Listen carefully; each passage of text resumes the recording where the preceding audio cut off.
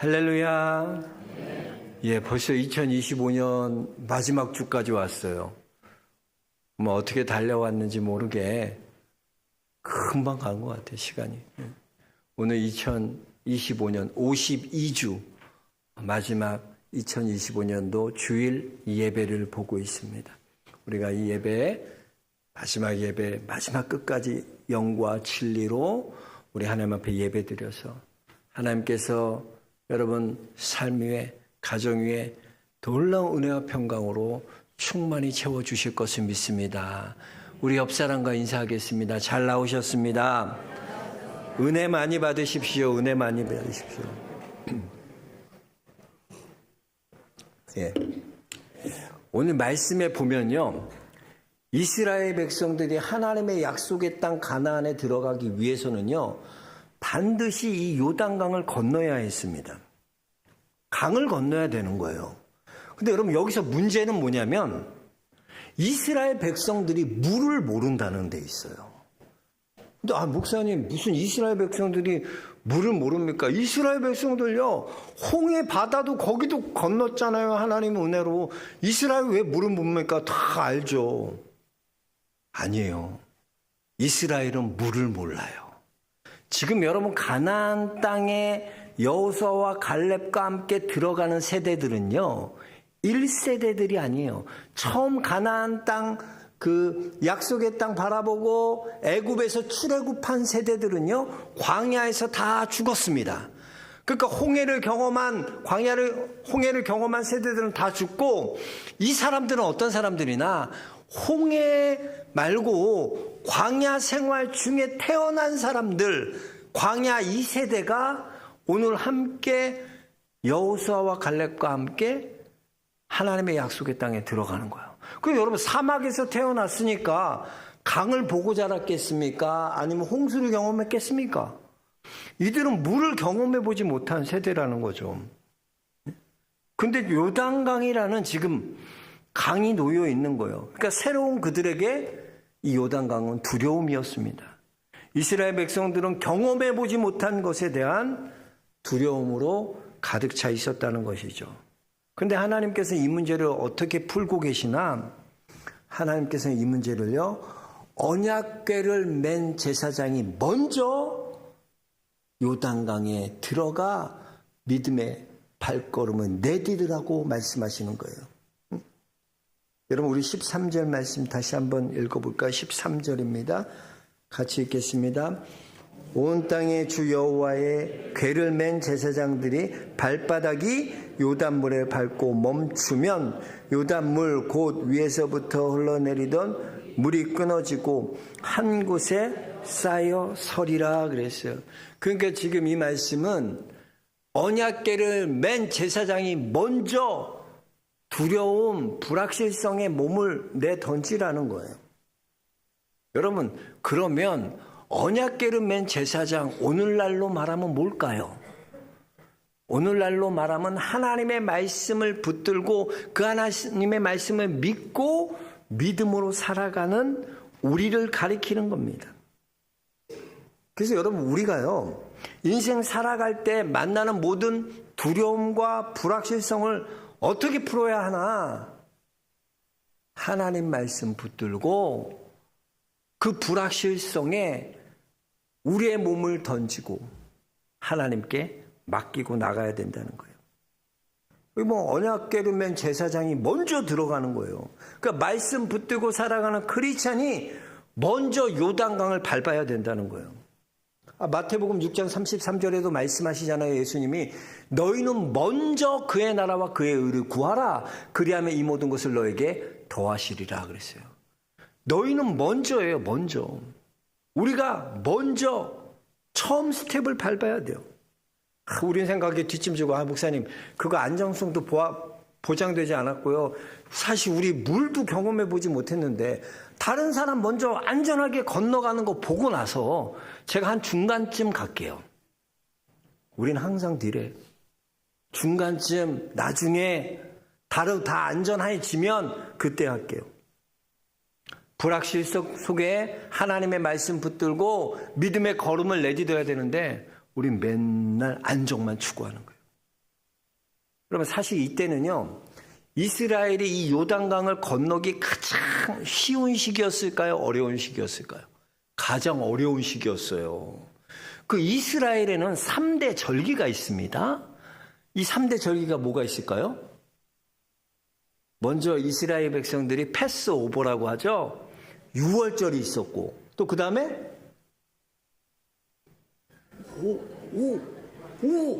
오순절이 있었고, 그 다음에 초막절이 있어. 성가대 좋아. 성가대가 잘하네. 3대 절기는 뭐예요? 6월절, 오순절, 초막절. 이게 이스라엘의 3대 절기였다고. 근데 이 이스라엘 3대 절기는 뭐와 관련이 있냐면 추수와 관련이 있어요. 추수하는 거. 그래서 6월절에는 뭘 추수하냐? 보리를 추수할 때고요. 그리고 오순절에는 이스라엘의 주식이 되는 밀을 대량으로 추수할 때가 오순절입니다. 그리고 마지막 초막절에는요, 럭셔리한 과일들 있잖아. 포도, 대추 이런 과일들을 추수할 때가 초막절이라는 것이죠. 자, 그렇다면 지금 이 시기는 어떤 시기냐? 15절 한번 볼까요? 15절 뭐라고 말하고 있습니까? 요단이 곡식 거두는 시기에라고 나옵니다.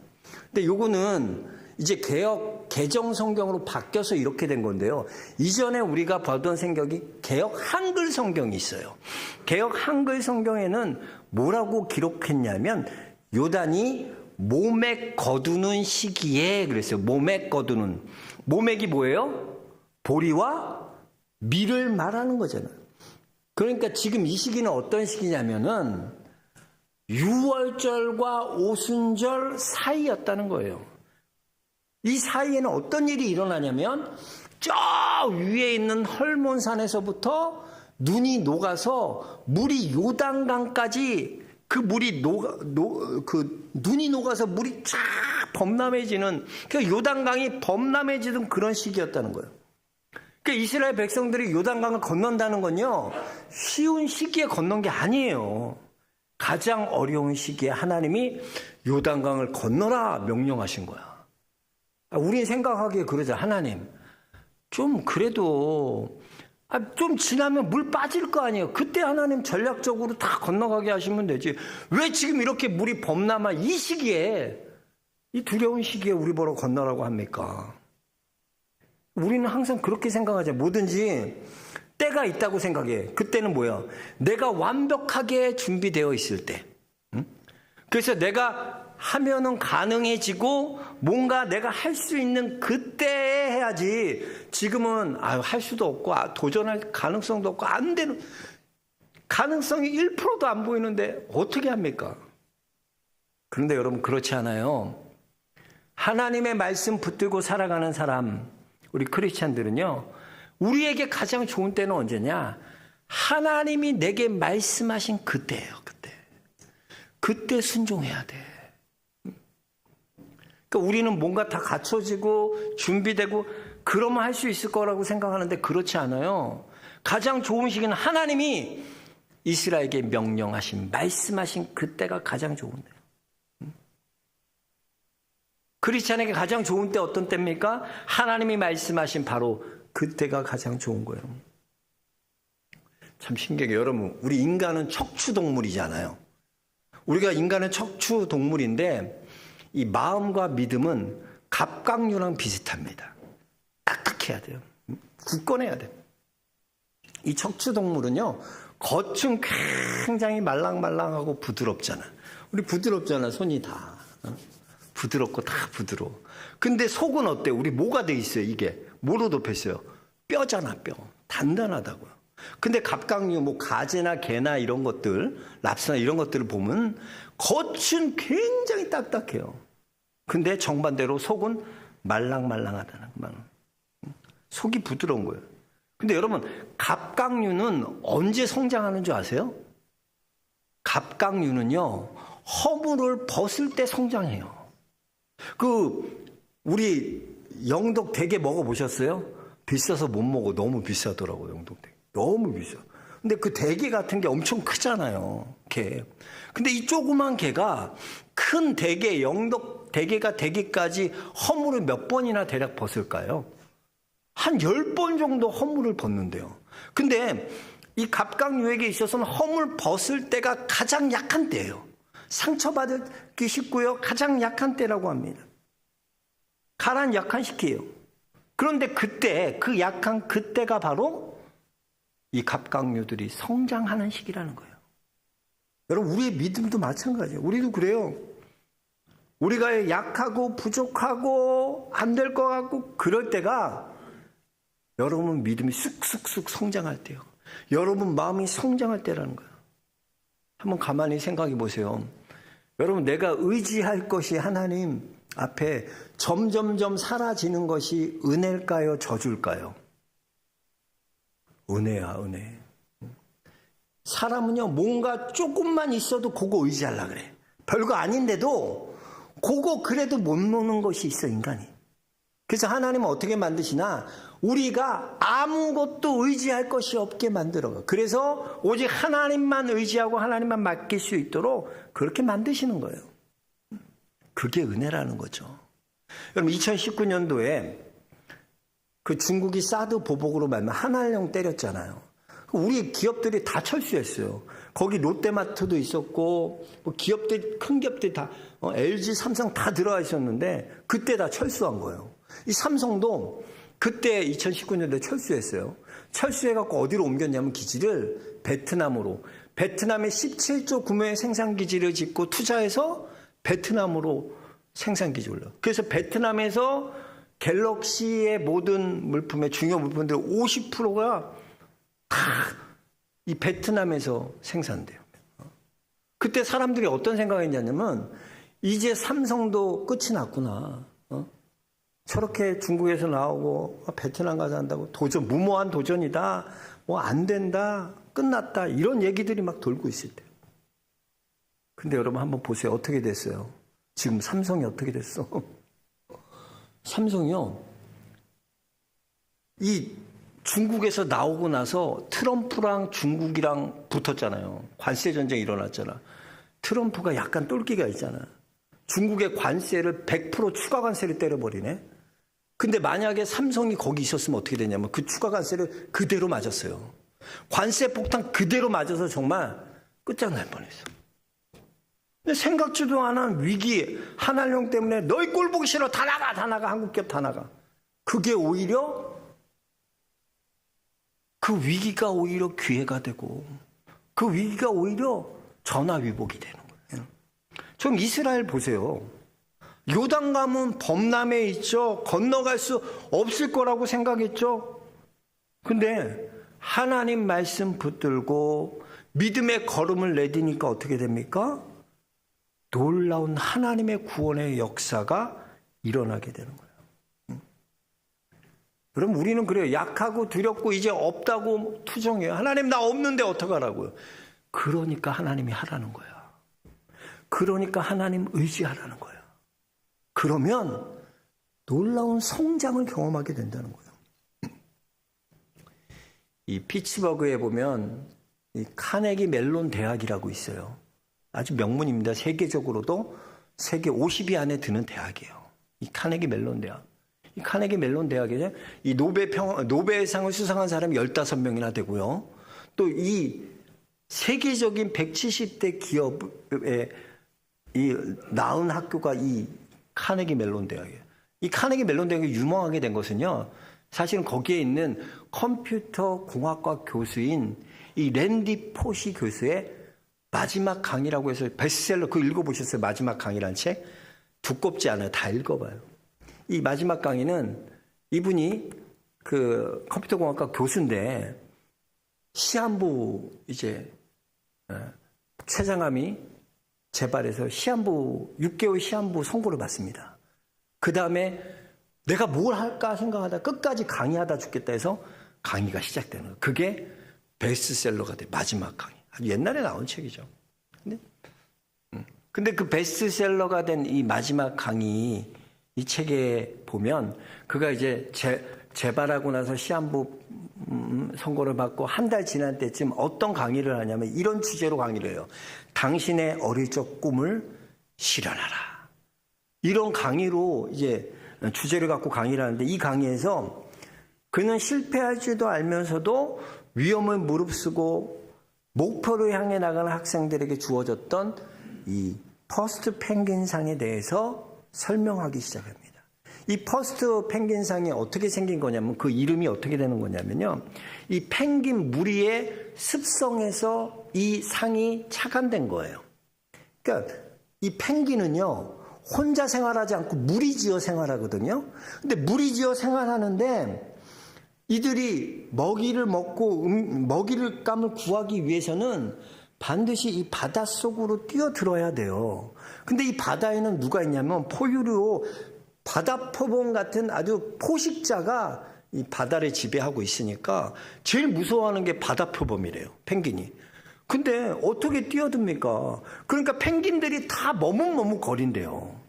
근데 이때 한 펭귄이 먼저 그 자기 몸을 던져 물에 뛰어든다고 합니다. 그럼 그 뛰어든 그 펭귄을 보고 이 펭귄들이 하나 둘 다 따라서 뛰게 된다는 거야. 그러니까 처음으로 그 두려운 상황, 불확실한 상황 가운데 자기 몸을 던지는 그런 도정전신을 갖고 있는 펭귄이 바로 퍼스트 펭귄이라는 거예요. 자, 보세요.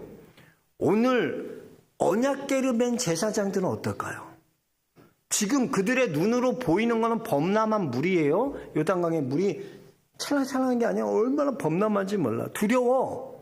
근데 지금 하나님 말씀 붙들고 제사장이 먼저 언약궤를 맨 하나님의 말씀을 붙든 우리가 먼저 그 두려움 속에 그 불확실성 속에 믿음으로 발걸음을 내딛었더니 하나님께서 구원을 이루시더라. 이걸 보여주는 거야. 그러니까 여러분 믿음의 사람이 어떻게 살아야 돼 우리가요? 맨날 우리는 안전방으로 살고 싶어요. 안전하게 좀. 리스키한 건 안 하려고 그래. 그러다 보니까 신앙도요. 뭔가 안정이 보장되고 뭔가 좀 안정적인 것게 신앙생활을 해요. 주일 예배 정도 한 번 드리면 됐지. 뭘 그렇게 오후 예배도 드리고 수요 예배도 드리고. 당신 좀 너무 교회 빠지면 안 돼. 그 새벽 기도는 특히 나가지 마. 너무 교회 생활 빠지면 안 돼. 그러면 안 돼. 우리 항상 그래. 요 정도면 적당하다. 요만치만 하자. 그때 여러분 먼저 불확실성 속에 두려움 속에 믿음의 걸음을 내디딜 수 있는 사람. 하나님의 말씀을 붙들고 믿음의 걸음을 내디는 그 사람이 퍼스트 펭귄이에요. 저는 우리 영락의 성도님들이 그런 퍼스트 펭귄들이 될 수 있게 주의 이름 축복합니다. 두려움 속에 불확실성 속에 도전하세요. 두려워하지 마시고 하나님의 말씀 붙들고 도전할 수 있는 성도들 되시기 주의 이름 축복합니다. 두 번째 내용은 뭐냐면 우리가 믿음의 발걸음을 내디뎠다면 그 다음에 뭘 해야 되냐면 중단하지 말고 포기하지 말고 끝까지 버텨내야 한다는 거예요. 여러분 믿음은요 정신 승리가 믿음이 아니에요. 억지로 공평하다고 우기거나 억지로 나는 문제없어. 난 문제없어. 마인드 컨트롤 하는 게 아니야. 나 문제없어. 괜찮아. 우리 가정 문제없어. 여러분 그게 아니라는. 세상은 여러분 불공평합니다. 근데 그거 받아들일 수 있어요? 세상은 불공평하다는 걸 인정하는 게 중요하죠. 그 알코올 중독 환자들 제일 먼저 치료할 때 제일 중요한 첫 시간 제일 중요한 게 뭐라고 인정부터 하냐면 나는 알코올 중독자입니다. 이거 인정하는 것부터 치료가 시작돼. 케네디 대통령이요. 그 어떤 대학생에게 질문을 받았어요. 대통령이 왜 이렇게 세상은 불공평합니까? 왜 불공평합니까? 이 물음에 케네디 대통령은 이렇게 대답합니다. 맞습니다. 세상은 불공평하죠. 그런데 그걸 극복하는 것이 인생입니다. 그렇습니다. 여러분 인간들이 착각하는 게 있어요. 왜 행복이란 힘들지 않을 것이라고 생각합니까? 왜 행복이 힘들지 않는 것이야? 그게 행복이야 라고 생각합니까? 근데 여러분, 우리의 인생은요, 그렇지 않아요. 힘든 것도 인생입니다. 그러나 힘들지 않은 것도 인생이에요. 다 인생이에요. 신앙생활을 하다 보면요, 사람들 때문에 상처받을 때 있어요. 저 사람 때문에 교회 나오기 싫어. 이런 사람 꼭 있어요. 네? 그 사람 때문에 낙심될 때도 있어요. 심지어 정말 나 교회 옮기고 싶어. 떠나고 싶어. 그런 마음 들 때 있어요. 그러나 그때 여러분, 우리가 굳게 믿음에 서서 버텨내야 돼요. 지켜내야 돼요. 지금 언약궤를 맨 제사장들 한번 보세요. 강 한복판에서 200만 명이라는 사람들이 다 지날 때까지 그 한복판에 언약궤 메고 서 있다고 생각해봐요. 그거 엄청 피곤한 일이죠. 힘든 일이죠. 얼마나 시간 걸렸을까? 200만 명이. 물 위를 걷는 거잖아요. 그리고 말랐어도 축축할 거 아니야, 좀. 응? 그리고 거길 건넌다고 200만 명이 거기를 요단강 건넌다고 생각해봐. 한두 시간이 아니라고. 어마어마한 시간이 걸렸을 거야. 그때까지 제사장 무거운 언약궤를 메고 버텨야 돼. 굳게 서서 버티는 거야. 제가 좋아하는, 존경하는 목사님 중에 리고렌 목사님이라고 계세요. 세드백 교회를 전에 담당하셨고 섬기셨고, 이분이 목적을 이끄는 삶 아시죠? 그 책을 쓰신 우리 리고렌 목사님. 이 리고렌 목사님이요, 어려서부터 이 목사님이 앓고 있는 병이 있는데 특이한 병이에요. 뭐냐면 뇌기능 부전증이라는 거예요. 뇌기능 부전증. 이 뇌기능 부전증은 뭐냐면, 우리나라에 호르몬이, 사람 몸에 호르몬이 나와야 되잖아요. 근데 아드레날린이 너무나 많이 분비돼서 과분비되며 어떤 현상이 나오나 어지러움이 발생하고요. 눈이 시력이 떨어지고요. 심한 경우에는 이 아드레날린이 막 나올 때 기절해요. 머리가 깨질 것 같이 두통이 일어나고 그 공포 때문에 기절도 하고요. 간질처럼 막 떨기도 한대요. 그 사람이 이쯤 되면은 사람들이 목사님 좀 사역을 쉬십시오. 사역은 멈춰야 되는 거 아닙니까? 기도해도 낫지 않는 거야. 무슨 사도 바울처럼 하나님 내 은혜가 내게 족하다 그러시는지 안 고쳐주는 거야, 이 병을.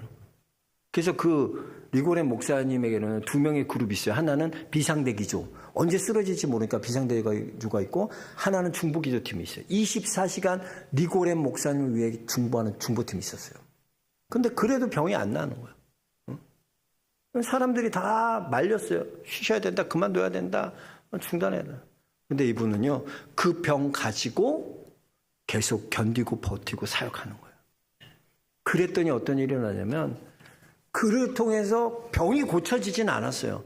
근데 그가 버티고 감당할 때 엄청난 리고렌 목사님 통해 엄청난 열매들이 거둬지게 하나님이 하셨어요. 이게 신비예요, 신비요. 어떤 이렇게 봉사하는 분 보면 저 찾아와서 그런 얘기해요. 목사님 너무 힘들대. 일이 힘든 게 아니라 사람 때문에 힘들대. 같이 일하는 사람들 너무 어렵게 한대.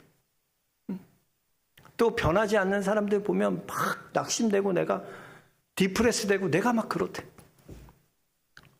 이거 언제까지 해야 돼? 이런 마음 든대.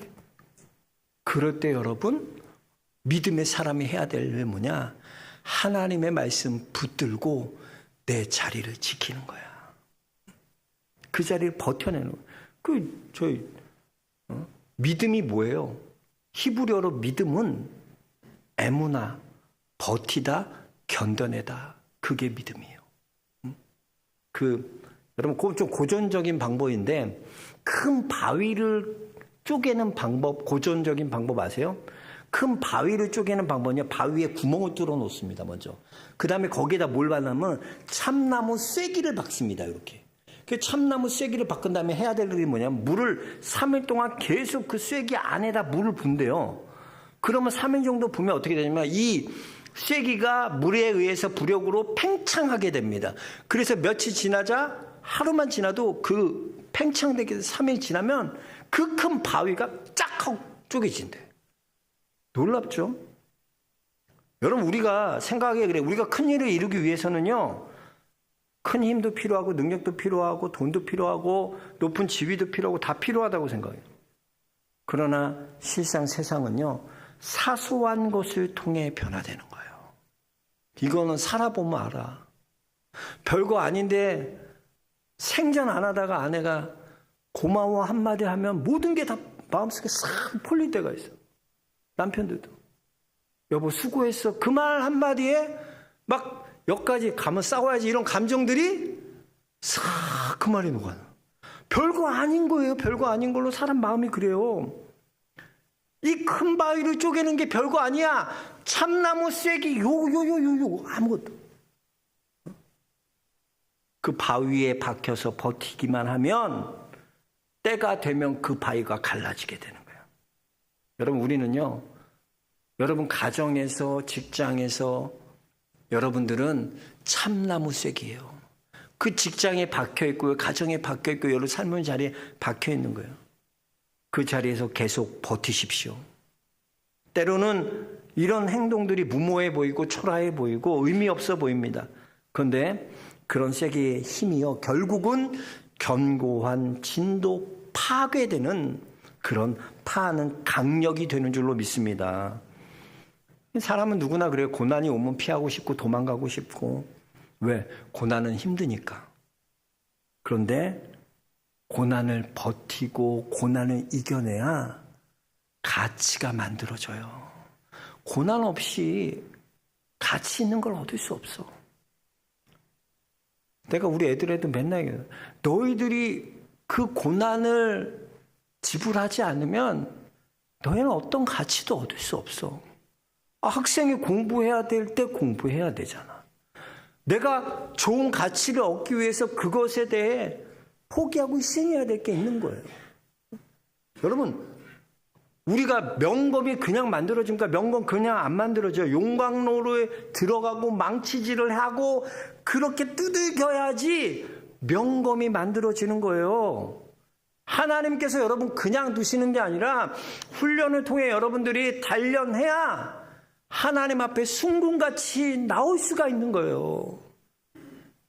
찬양처럼 그래요. 나의 길 오직 그가 신하니 나를 단련하신 후에 내가